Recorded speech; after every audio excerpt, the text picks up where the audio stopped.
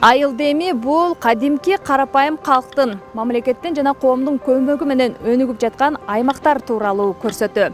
Дал ушул көрсөтүү бүгүн майрамдык чыгарылышын тартуулаганы турат. Саламатсыздарбы?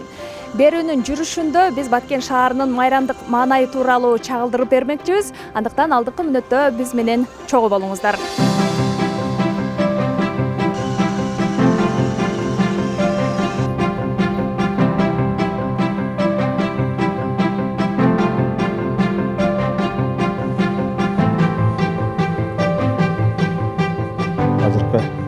Жаштык паркыбыз декабрдын оттон чениге бүтүрүп тапшырылып, азыр элдер кыдырып эс алуу жүрүп жатат.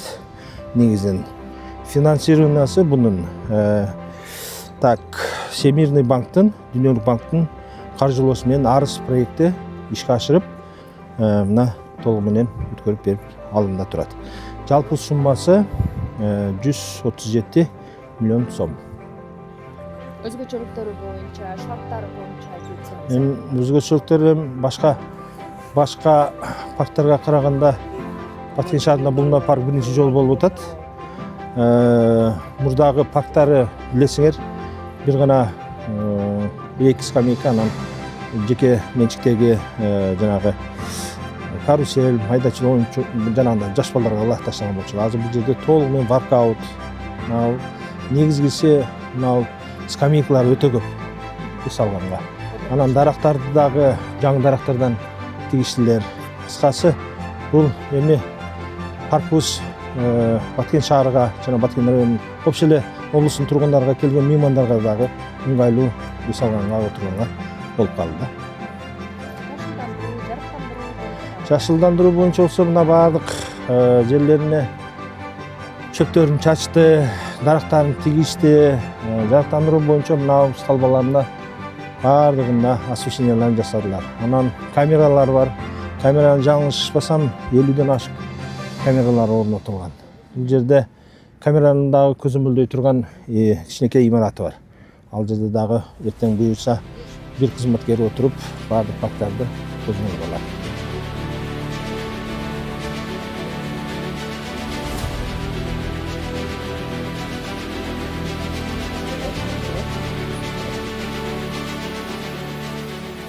Ал эми бул жеңиш паркыбыз. Анан эрке жаштык паркынан айырмасы бул жерде ошондой эле воркаут скамейкалар бар.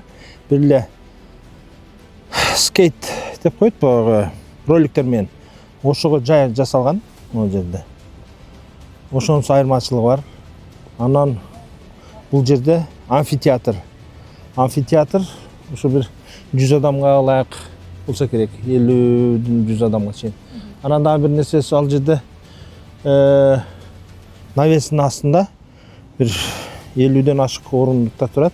Ал жерге именно ошо шахматисттерге орундук жасалып, ал жерде уюштурулган. 2-3 нерсеси менен айырмачылыгы бар жаштыктан. Кошумча дааратканасы да бар.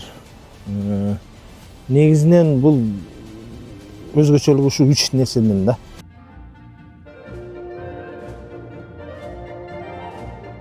Жаңы жыл ар бир бала үчүн жомокко ишенген, кереметти күткөн өзгөчө майрам эмеспи? Анын сыңарындай Баткен шаарында да балдардын майрамын маанайын майрамдык деңгээлде көтөрүлүш үчүн аракеттер көрүлүп жатыптыр. Алсак, мамлекеттик мекемелердин кызматкерлеринин балдары үчүн жомок атайын даярдалган. Бул жомокту Баткен шаарындагы Баткен облустук Апаз Жайнаков атындагы музыкалык драма театрынын таланттары тартуулап жатыптыр. Жомок жөнүндө кенен маалыматты аталган мекеменин көркөм жетекчисинен алсак, саламатсызбы? Саламатсызбы? Жомок жөнүндө айтсаңыз. Жомокту 20 ноябрлардан баштаганбыз. Биринчи столдо отурдук, артисттерге түшүндүрүү иштери, кайсы жеринен кандай кылабыз, эмне кылабыз деген көптөгөн маселелерди чечүү үчүн кеминде 5-6 күндөй убакыт керек болот. Аны бүткөндөн кийин биз сахнага чыгып, алгачкы мизансцена биздин тилде артисттердин басып туруусу, кайсы жерден отурат, кайсы жерден жата калат деген сыяктуу коюмдарды жасап баштадык. Ал коюм 25-26 күнгө чейин созулду. Жалпы жонунан 1 айга чукул убакыт иштедик да.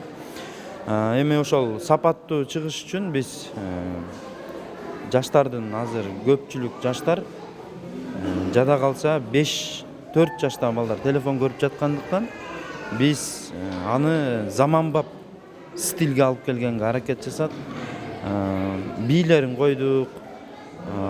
Бийлерин ошол өзүбүздүн артисттер, анан өзүбүздүн бий коюучу эжебиз бар, Жылдыз Анарбаева эже жардам берди, Нурила деген кызыбыз жардам берди. Андан сырткары техникалык иштерибиз бар, өзүңүздөр көргөндөй. Жалпы жонунан жомокто 9 артист ойносо 18 киши сыртта иштеп бердик. Ошонун баардыгы ошол ушу эл менен кошо, бөбөктөр менен кошо ата-энелер көрүп кызыгып, жомок жакшы болуптур деген пикирлерин калтырып атат да, ушундай болот. Сизге чоң рахмат. Ардактуу көрүүчүлөр, биз эми ушул жомоктон алган таасирлерди кичинекей бөбөктөрдөн, ал эми алар менен кошо келген ата-энелерден дагы сурап көрсөк.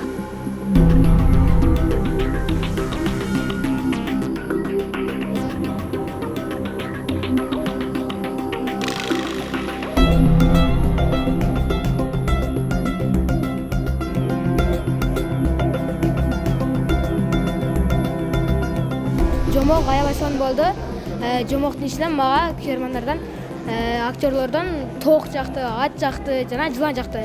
Алар абдан жакшы аткарып берди мен үчүн. Мага бул жомок абдан жакты, кызыктуу экен. Анын ичинде кармандар, жылан, жылкы, ат, короз, алар жакшы аткарышты. Алар бизге телефонду көп көрбөгүлө дешти. Мага жомок аябай жакты, мазайым көтөрүлүп калды. Дагы ушундай жомоктор көп болуп турсун. Жакшы, азыркы балдарга ошо телефон боюнча, телефонду көп кармагандыгы, ошол зыяндуулугу жакшы, балдарыма жакты. Жакты, ооба, ушундай болуп турсун. Келип туралы. Баарын жаңы жыл майрамы менен. Бардык эмени биз билим менен китептерден үйрөнүп өткөнбүз. Ал эми биз телефон көрсөк, бизге мындай зыян микробтор кирет экен да биздин организмибизге. Шуну биз эч нерсени билбей мындай жалкоо болуп калат экенбиз. Ана ошону биз жомоктон ошолорду үйрөндүк.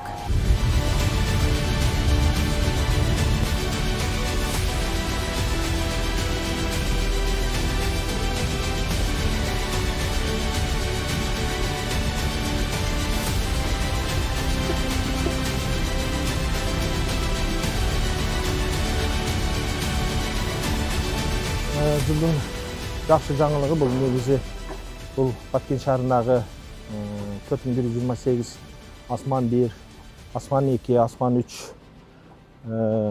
үйлөр түшүп атат, көп кабаттуу. Бул мамлекеттик ипотекалык компания тарабынан негизинен жалпы 12,5 мың гектар жерди чыгарып, ошол жерге мына былтыркы 2024 жылы октябрь айында башталган. Бул негизи идеяны урматтуу президентибиз Садыр Нуркожоевичтин демилгеси менен, анан генералыбыз Камчыбек Кыдышаевичтин өзү келип, өзү ошол идеяны көтөрүп ушул жерде Баткен шаарыга ушунча мамлекеттик ипотека компаниясынан 12 кабаттан үй чөптөп демилге көтөрүп, өзү колдоосу менен ушул иштер жүрүп жатат да азыркы учурда. Бул жерде 37 блок, анан Асман 2-де 24, Асман 3-те 6 блок үйлөр түшүп атат да.